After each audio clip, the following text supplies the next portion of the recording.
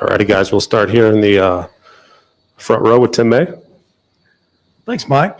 Ryan, what'd you get out of this game? This game was kind of all over the place when you kind of look back on it a little bit, especially at the start of the second half, but you had to be happy with the first half. Just what's your take on this game overall? Yeah, pretty workmanlike, I think. Thought we had the right approach coming in.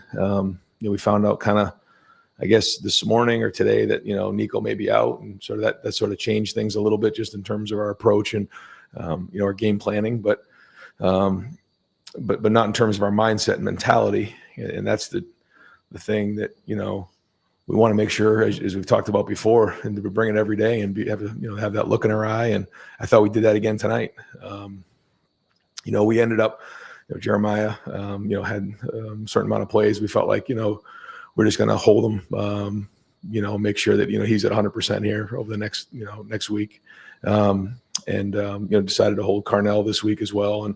And so, gave us an opportunity to play some of the younger guys. And I thought Brandon had a lot of nice, third down catches in there. And then we got able to get the run game going. So defense played strong. And then the kickoff return was great to get, on the field. A lot of hard work was done there to get that on the field and executed. So that was good. But I think it was businesslike, workmanlike. I thought we had the right approach to it. Certainly not perfect, but that's who we need to get to, because the precision and the execution that needs to happen here, over the next couple of weeks is going to be very important. Over to the left, Rob Aller. Yeah, Ryan, what was the situation with Jeremiah, and what does Brandon Inniss mean to this team, especially in a game like this where your two guys were hobbled? Yeah, well, Brandon is a captain, and he's has a big voice. He's a very competitive guy, and sort of has heart and soul that you want as a captain.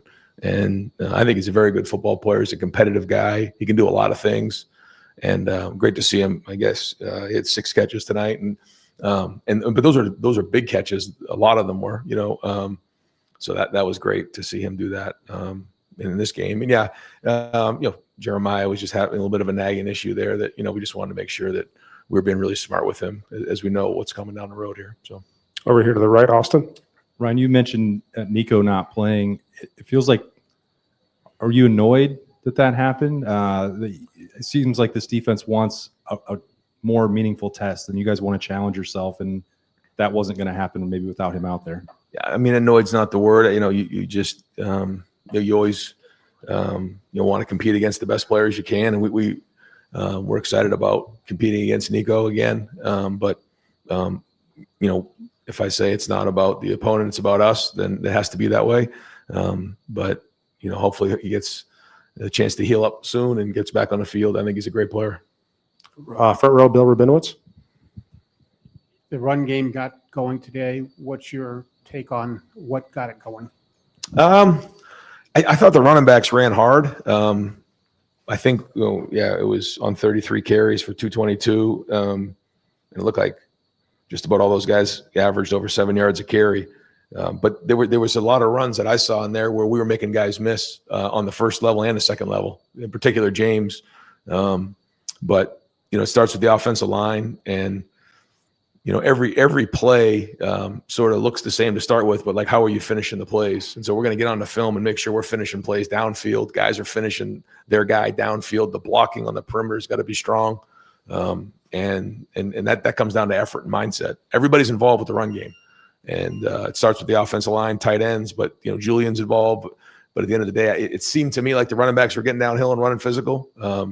Even I think on one of the touchdown runs by Bo, there was maybe a free hat in the hole, but that's the running game. And sometimes you got to be your own blocker, run guys over, and make a miss. That's how it works. But it was good. I mean, so I guess now looking at the last 2 weeks, we've had, just under maybe 80 runs, because what do we have last week? 40, somewhere around there. So over 70 carries the last 2 weeks, which is great. And I think the more these young backs carry the ball, the better they're going to be. Said that all along. So we're going to need them, man, with the teams we're about to play. Guys, we got Lorenzo Styles in the back, and then we're going to come over here to Spencer. Right, first kick return for this program in 15 years. What does it mean to be able to put one of those on film that you actually can pop one if they choose to kick to you guys? Yeah, well, Lorenzo, you could see the speed. I mean, he was rolling, and but it takes buy-in from everybody, and we assign each special teams unit to a coach, and Nate Ebner has that group, and I thought he did a great job. First off, you have to get buy-in from the players. They have to believe that it's going to go. We haven't had many opportunities this year. We put that return in this week, and we knew we may not get that many opportunities at it. And they said, I really want to take a shot at this thing. And so when it was taken out a yard or two in the end zone, Lorenzo said, once I took it out, I knew I had to return it for a touchdown, so I better get running. He didn't have a choice. I agreed with him, but it's just the buy-in from everybody. That's how it works, because all it takes is one guy. How many times have you heard a return? Well, if we just made one more block, it would have gone, and that's what it takes. So it's a mindset of guys doing their job, and when special teams can flip a game like that, certainly it makes a big difference. All right, and final question for Coach Day will be Doug Lamoureux. Ryan, I think fans remember several years ago when Jackson Smith and Jigba got hurt, and it was a lingering thing, and then it wound up that he didn't play the rest of the year, and they see two talented receivers who are dealing with stuff right now. Just like, what is the process that you guys go through with players trying to figure out when to sit them, when to play them, and trying to make sure something doesn't last the rest of the season? Yeah, we rely on our medical staff, and just, go with, the doctors, they're the ones who know best. And then certainly the feedback that you get from the players is important as well, and just make the best decisions we can. Is there anything that you are concerned long-term about Carnell or Jeremiah right now? No. All right, Coach, thank you very much. Thanks, guys. We'll bring up Julian Sayin.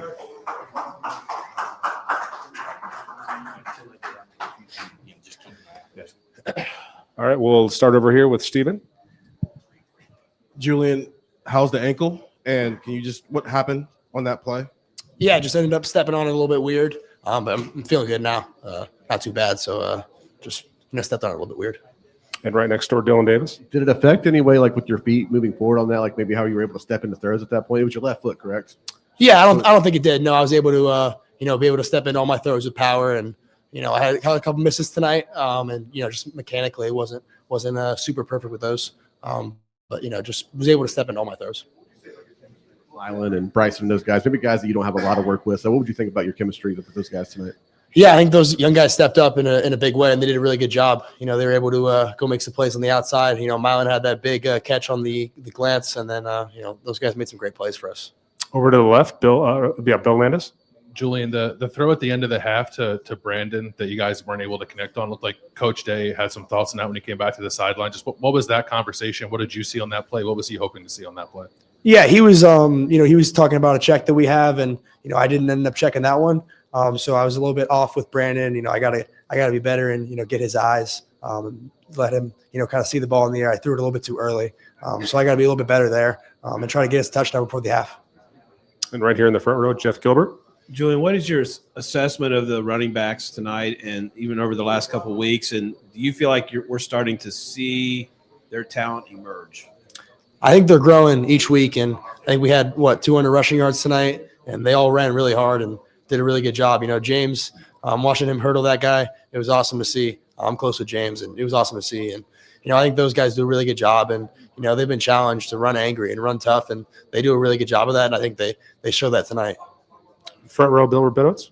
Julian, when you know that Carnell is not going to play and Jeremiah is questionable, how does that change? If it does, your mindset, do you feel any different? I mean, obviously those guys are elite receivers.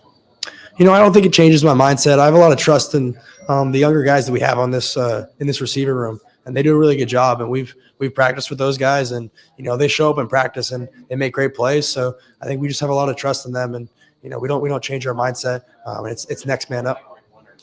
Right next door. Hey, Julian, congrats on the win. How have you evolved? How have you seen yourself evolve? Obviously, the first half, you guys were able to spread the ball around, but doing that the entire season, how have you been able to see yourself evolve, and especially as you go into these last 2 weeks, which is going to really be a grind? Yeah, I think, just getting more comfortable in the offense. And, I think we're doing some different things tonight, spreading the ball around, playing with tempo, playing with quick game. And I think it was a good thing for us. Over here, Joe Reedy. Julian, how good was it just with this game, kind of to see the depth of the offense with as many guys who got the ball running, but also just with the receiving game too? Yeah, I think, the running backs did a really good job, and we showed a lot of depth there, and the receiver room looked good tonight. I mean, those younger guys really stepped up for us big, and, whether they were blocking or making big-time catches to convert on, third down or fourth down. I think it was just it was awesome to see their work paying off. Do a couple more over here, Joey. Go ahead. Julian, in a game like this, do you miss having Carnell and Jeremiah, or do you like maybe getting to work with some other guys as well and kind of building depth and chemistry with the rest of that? Yeah, I mean, definitely. Those two, Carnell and Jeremiah, are special players. So they're elite receivers, and but we have a good receiver room, and those young guys stepped up tonight. All right, two more quick ones. Brendan first. Julian, you're 10 games in. I'm curious, as you've worked on a lot of your game, where are you trying to get better? Where can you be better right now? I think all around I can be better. I can be, getting through my reads quicker, helping us out in protection a little better, just being helping us out in the run game more. I think, all around I'm just trying to improve and keep growing my game to the next level. And then the final question over here, Dylan. Julian, Brandon Inniss, for all of his talent, maybe gets kind of overlooked when you have Jeremiah and Carnell. For him to have a chance to be a featured guy in this offense today, I guess, how good does that feel for you to be able to help him get that? And I guess, what does Brandon Inniss mean to your locker room, even though he maybe gets overlooked sometimes? Yeah, Brandon Inniss is a captain for us, and he shows up every day. So, we know when we get, we had a play designed for him today. We got a certain coverage, and I know he's going to win. I have a lot of faith in him. He made a great catch on that. I think it was third or fourth down. And then they had another fourth down conversion. So I think, this whole offense is a ton of belief and faith in him. And, he's a captain, he's a leader for us, and he brings a lot of juice to the offense. Julian, thank you very much. Thank you. Thank you. Good job, buddy. Thank you.